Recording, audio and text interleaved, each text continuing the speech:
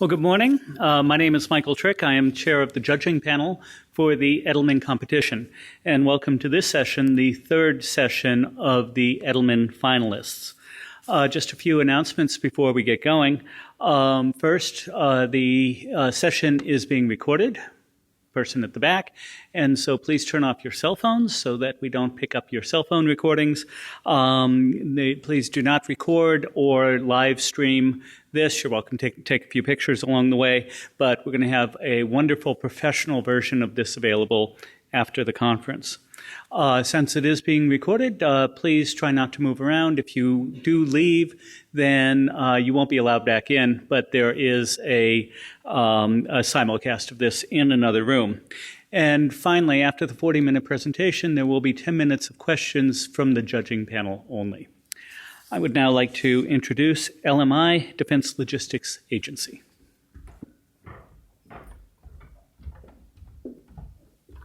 Thank you. Good morning. My name is Jeff Bennett. I'm a Senior Vice President at LMI. And I want to introduce Dr. Tovi Bachman from LMI and Mr. Bob Carroll from the Office of the Secretary of Defense. About 6 years ago, Tovi came to me with a rather unique observation. He and his team had been analyzing 10 years of demand history, looking for ways to help DLA improve their forecasting for the 4 million spare part items that they manage. At the time, Bob Carroll was our DLA customer. He managed our contract. From previous work, we knew that about 3.5 million of these 4 million items had very little demand or, in most cases, no demand. The observation from Tovi was on the other 500,000 items, and what he found was very large demand variance for most of the items. Tovi told me that the best way for DLA to improve their forecasting was to stop forecasting. Yeah, I laughed too. That got my attention. It was contrary to every DoD policy and practice I'd grown up with over the last 40 years. But after 2 more years of research, Tovi was right. And while the wheels of government change often grind slowly, Tovi and Bob have a groundbreaking story to tell you today. The two entities that created PEAC and Nextgen were LMI and DLA. Today, we'll refer to the Defense Logistics Agency as DLA, and we'll refer to the PEAC and Nextgen solution as PNG. LMI is a 501c3 charity whose public purpose is to improve government management. LMI was created by the Defense Department in 1961 to solve DoD's most difficult logistics problems. We have no shareholders. We're a not-for-profit. Our focus is on providing our clients with solutions that truly meet their needs, not to our bottom line. Instead of a chart telling you about DLA, I have a short video from Jeff Curtis, the Executive Director of DLA's Logistics Support Directorate, who will introduce you to DLA. So I work for the Defense Logistics Agency. We are America's combat logistics support agency. We provide full-scale logistics, everything from acquisition, storage, distribution, even reverse logistics for the United States military, the Army, the Navy, the Air Force, the Marines, some partner nations, armed forces, and other federal agencies. In a given year, we'll do about $40 billion worth of business, about $20 billion in fuel and energy, about $10 billion in medical, clothing and textile, and food. And then the other 8 or 10 billion will be in spare parts support. If we were a private sector company, we'd be ranked somewhere right around 55 or 60 in the Fortune 500. Our goal is to support the warfighter as efficiently as possible, but also to make sure he has what he needs when he needs it. We manage about 5 million different spare parts. Of those, maybe 100,000 have enough activity for us to forecast those and store those like a traditional retailer or wholesaler might. For the remainder, some of those are very critical, and we still have to have them for the customer whenever they need them. So finding the right level of inventory is key.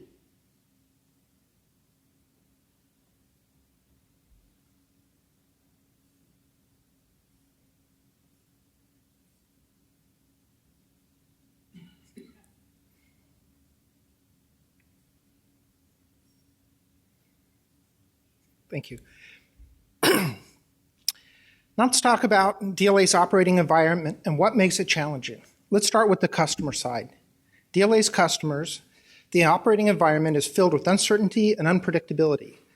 Military operations are unpredictable due to wars, changes in operations tempo, budget turbulence, and changes in national priorities. All of this drives uncertainty in the maintenance programs and far too often results in substantial deviation or complete abandonment of what was planned. This, together with drifting failure patterns, makes for high demand uncertainty in DLA's customers' world and is thought by some to be not insignificant cost factor for DoD. Statistical demand forecasting performs poorly under this scenario.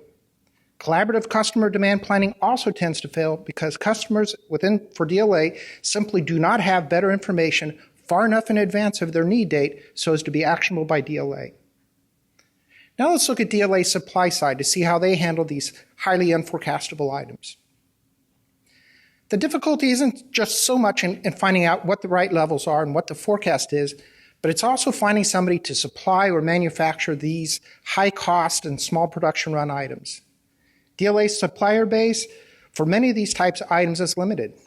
The vendors simply bid on this work and work into their schedules based upon their needs and not necessarily the needs of DLA or its customers.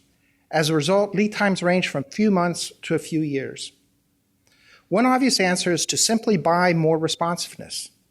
And we tried this, but the cost was simply too high to sustain. So now let's talk about how these items with these attributes fit into DLA's overall item population. You heard earlier from Mr. Curtis that DLA manages about 5 million items. He also talked about the supply chains for fuel, medical supplies, food and subsistence, clothing and textiles, and spare parts. When we view the first of these in light of the second, we see that the spare parts represent about 4 million of these 5 million items, with the other supply chain sharing the balance. Spare parts are what we also call hardware items, nuts, bolts, screws, things that repair other things, will be the focus of today's discussion. Of these 4 million items, only about 1/3 of them have had a demand in the past year or so. Of these 1.4 million hardware items that are pictured here, we break them up into 3 segments. And you can see the segments as infrequent demand, those with highly variable demand, and finally those few items that have high demand frequency but low demand variability. And these are easily forecasted. The rest we found not so much. As we move from left to right on the chart, demand becomes more and more frequent, but we have fewer and fewer items responsible for that demand activity. Unlike many businesses that can simply choose not to support slow-moving items, DLA can't just get out of the business and leave its customers to fend for themselves. DLA and its customers are one. They're part of a greater whole. They're part of the Department of Defense. DLA cannot succeed if the department fails. As we move back from right to left, investment risk goes up. This is the risk that inventory will sit on the shelf for a long time. This is an opportunity cost. The risk to customer service also goes up as well as we move further to the left. Slow-moving items and uncertainty in the customer's environment often make it hard to identify and invest in those items that the customers will order versus those they won't. DLA has long recognized that slow-moving items on the left are unforecastable and hard to plan. There are about 1.1 million stock numbers in this segment. They were traditionally managed with a relatively simple set of business rules, as more complex forecasting techniques didn't work well for them. Performance for these items were typically low, and risk for these items was typically high. Items with more frequent demands, those in the 2 segments on the right, were forecasted using demand planning tools. But the performance and risk associated with these items was mixed. Some did well, some not so well. At some point, we finally recognized that some portion of this population, and a rather large portion as it turned out, had high demand variability where standard demand forecasting techniques did not work well for them. And so we segmented and identified those items that had high demand variability versus those that had low demand variability. The forecasting tools we're using didn't work well for the high demand variabilities.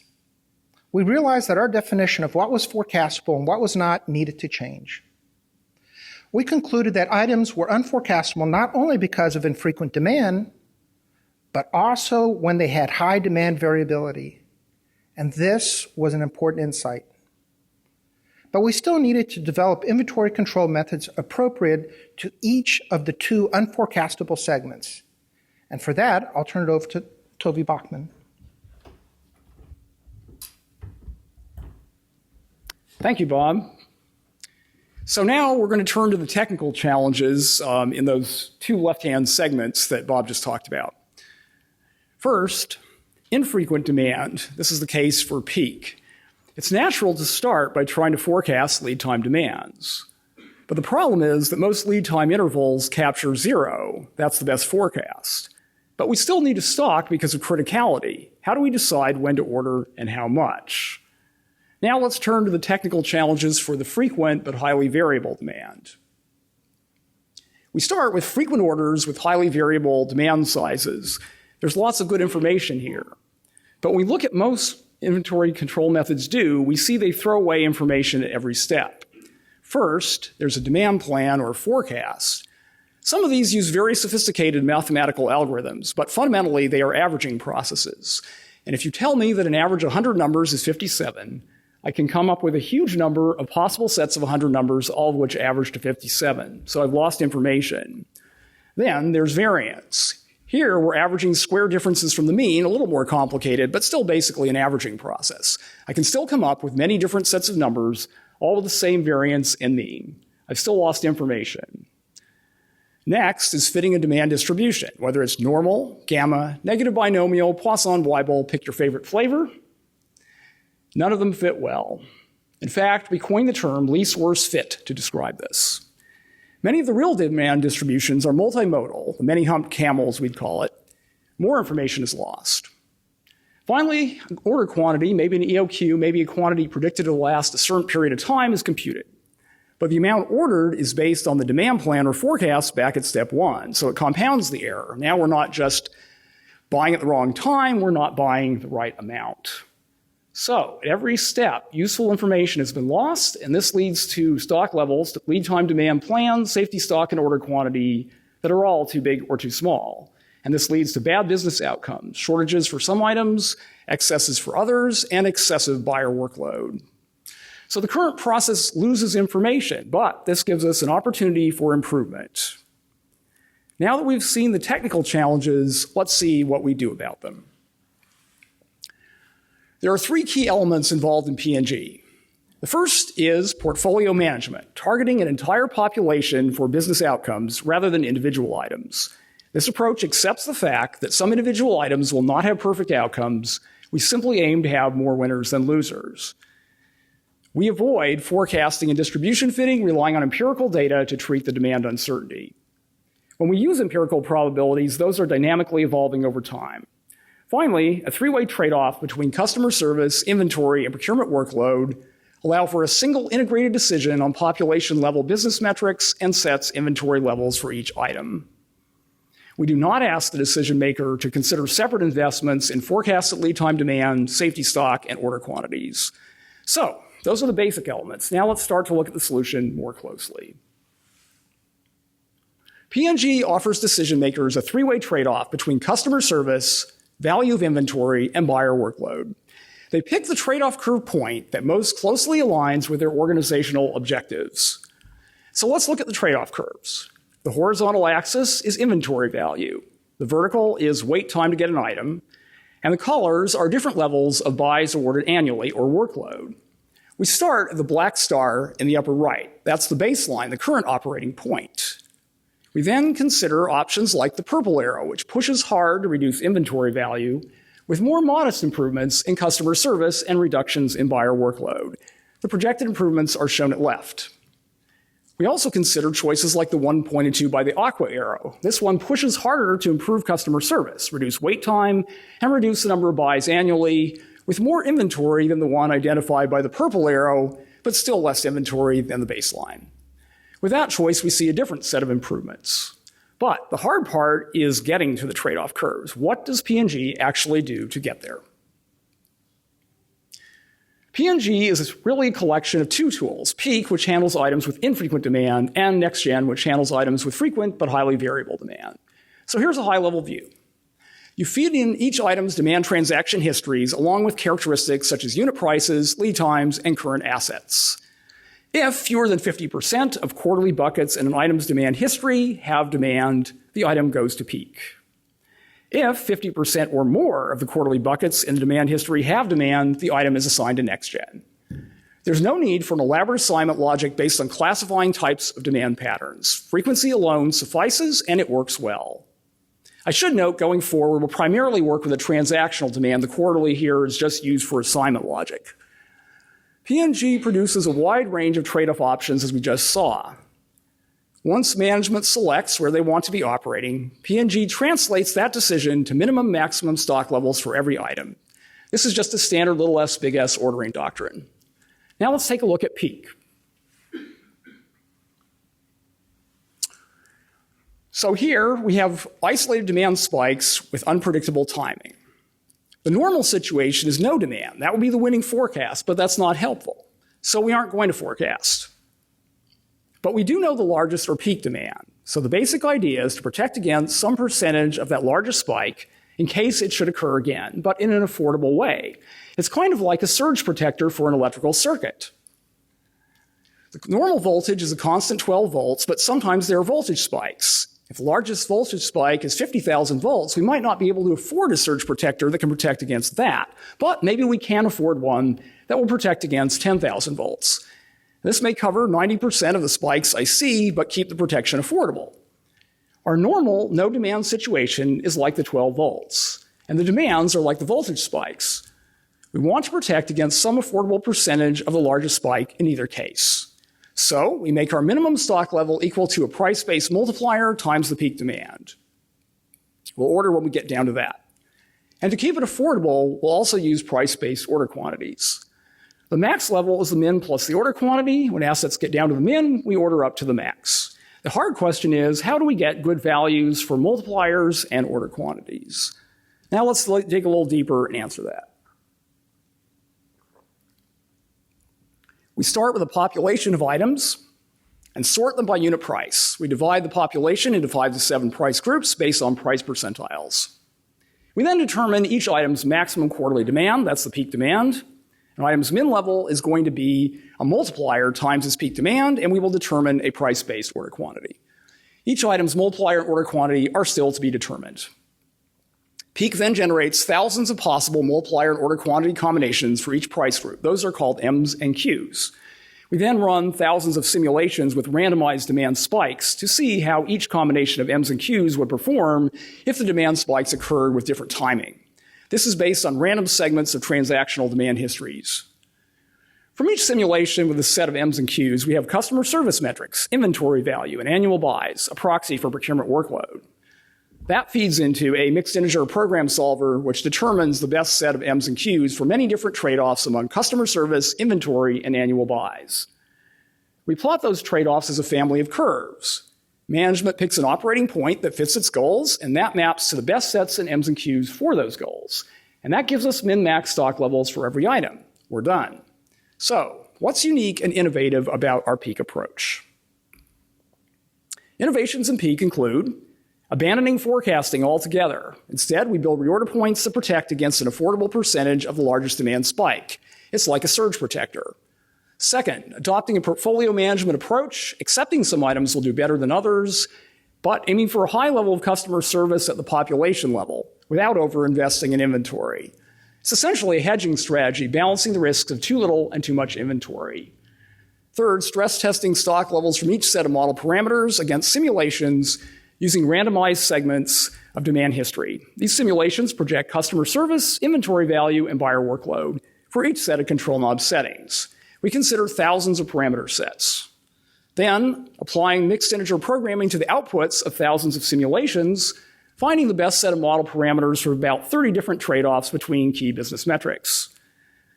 Now, let's look at the other problem, frequent but highly variable demand. Real-world uncertainty is messy and involves unknown future human decisions. It doesn't conform to traditional probability distributions. Our goal was to build an objective function of min-max levels which would capture this messy kind of uncertainty, but still make the computation fast enough to be practical. There were many challenges along the way, and until the algorithm was built and fast enough to test in simulation experiments, we would not even know if it yielded any benefits. The process of building and testing was one of spiral development. Try something, go back, refine it, test again. We started with demand transactions and built 2 histograms for each item, one for demand inter-arrival times and one for demand sizes.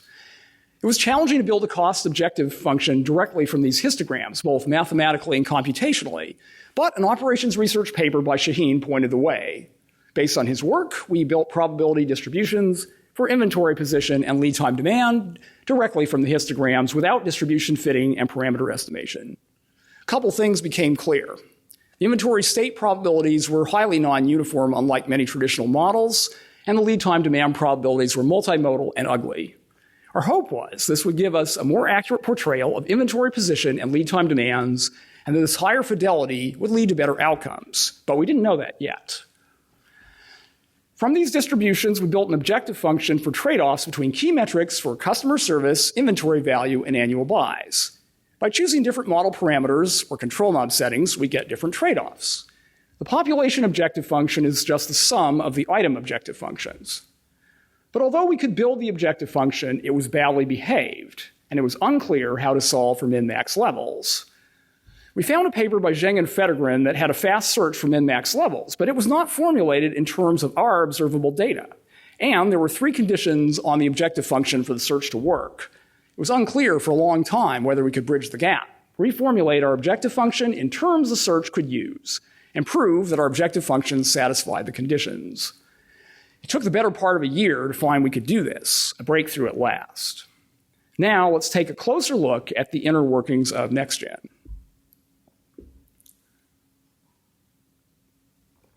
So here's how it works in more detail.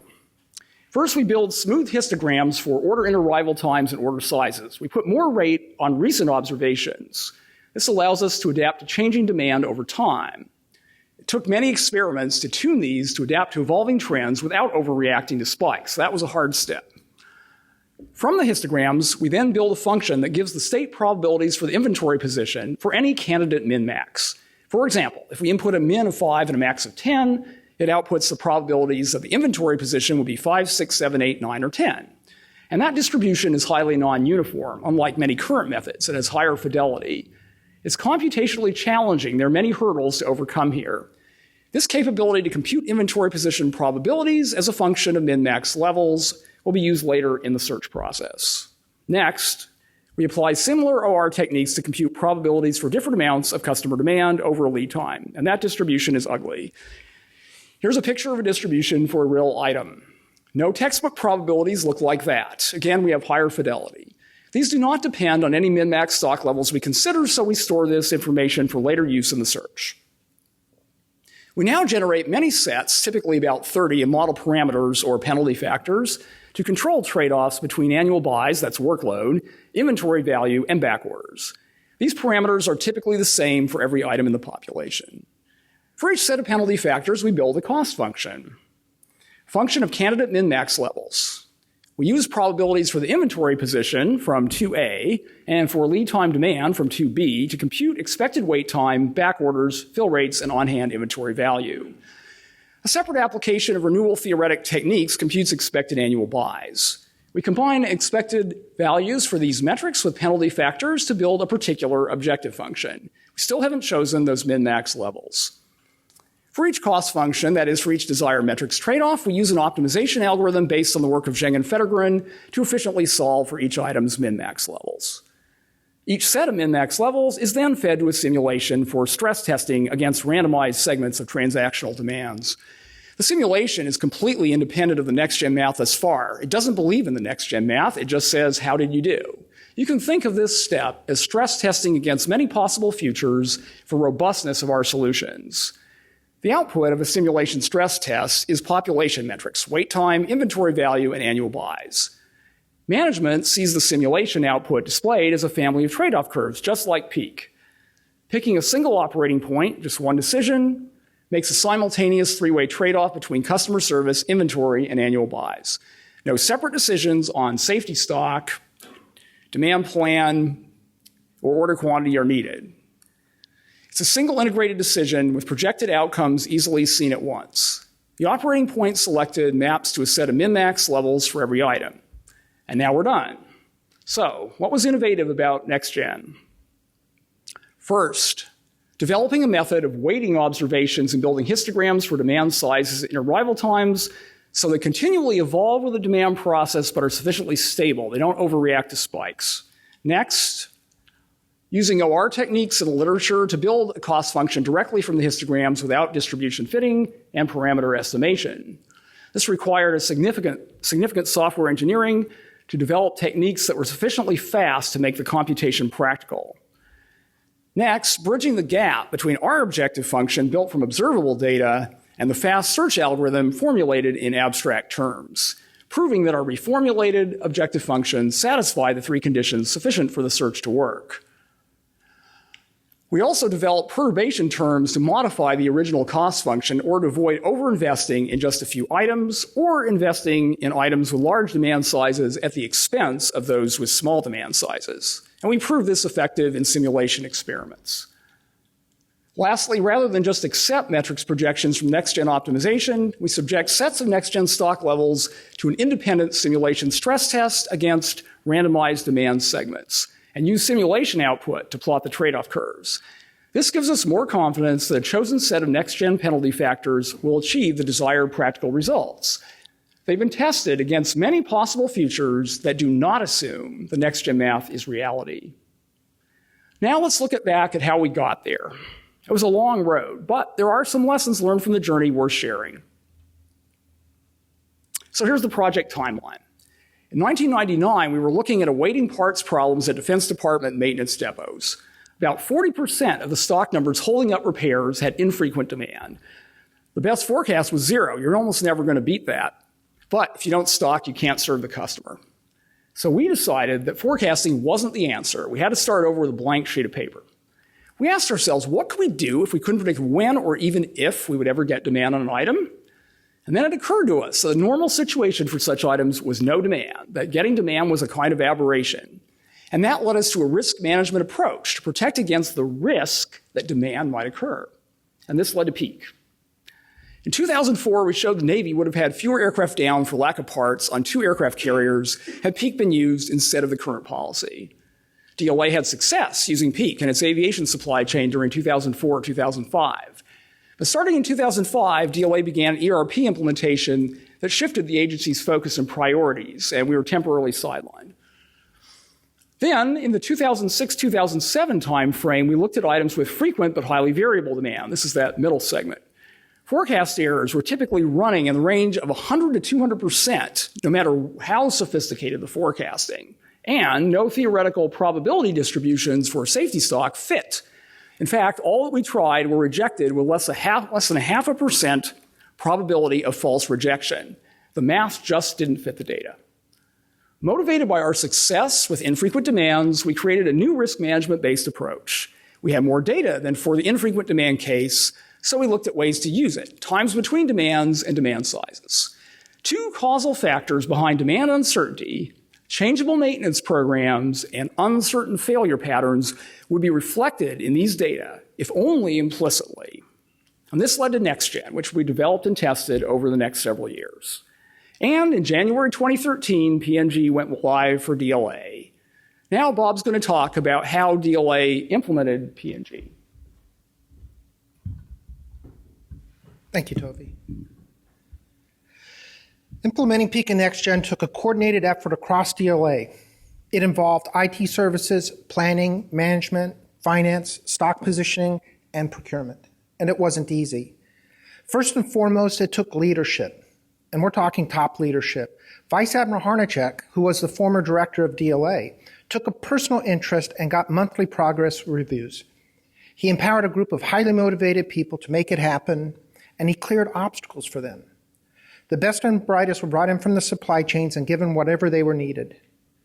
And these folks made PEAC and Nextgen work within our integrated process. There certainly are lessons to be learned in the implementation as well. Champions and change agents work to create a communication and communicate a strategic vision that was simple enough to be understood by all and yet detailed enough to convey the needed message. We did this with stories. We talked openly and honestly about what did and didn't work in the past and why. We invited questions and ideas, and we listened. We taught when the issue was lack of understanding on their part, and we learned and we changed when that was needed on our part. All cards were put on the table, and every effort was made to build a culture of trust and respect, and this was absolutely critical. The success of the project has received the attention of my new organization, the Office of Secretary of Defense. In the video you're about to see is the testimony from the Honorable Alan Estevez to the House Oversight Committee of Reform and on February 11th, 2015. Mr. Estevez is the Principal Deputy Undersecretary of Defense for Acquisition, Technology, and Logistics. That's a long and fancy title that means something to somebody, but probably means very little to you.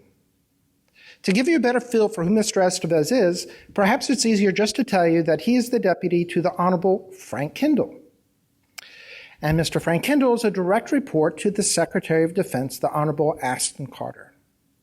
In the video, you'll hear Mr. Estevez talk about DoD's implementation of a new forecasting methodology. Yet didn't we just tell you over the past 30 minutes or so that this wasn't the forecasting technique? Put yourself in Mr. Estevez's shoes. How do you tell Congress that you're no longer forecasting the vast majority of the items you stock? How do you keep them from jumping to the conclusion that the only alternative to forecasting is unsupportable guesswork? He is merely explaining this in terms that most people are familiar with, and his message is one of outcomes achieved and not on the details of how this was done. DoD manages over 5 million items valued at over $90 billion. Our actions to improve inventory performance while maintaining overarching focus of reducing risk to our warfighters have produced substantial results that have been acknowledged by GAO. For example, since 2010, DoD has been implementing our comprehensive inventory management improvement plan. Since 2012, we have reduced government-managed inventory by $14.4 billion, the first reduction in government inventory since the 90s. DoD is implementing a new forecasting methodology, which is producing improved material availability, decreased back orders, and reduced procurements. As you just heard from Mr. Estevez, PEAC and Nextgen is making a real difference within DoD. After just 2 years, DLA saw considerable value in implementing PEAC and Nextgen for its most difficult items. Material availability went up at the same time as we had a $6 million reduction in excess inventory on hand, identifying the right items to dispose of and the right items to buy, a 35% reduction in annual buys, and a 70% reduction in canceled buys. Again, not buying and canceling and fluctuating with the demand patterns. This translated into about $127 million in labor savings. DLA is projecting that PEAC and Nextgen will bring about roughly $2 billion savings in working capital funds over the next 5 years. While it can be difficult to measure, one can easily see how improved availability increases readiness as we move to the right material, as we make the right material available when it is needed and in the quantities needed. We'd like to end with another video from Mr. Jeff Curtis.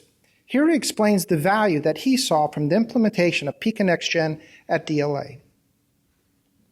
The DLA director had asked that we look to save money for both the taxpayer and also our customer. So far, we're actually ahead of pace on this.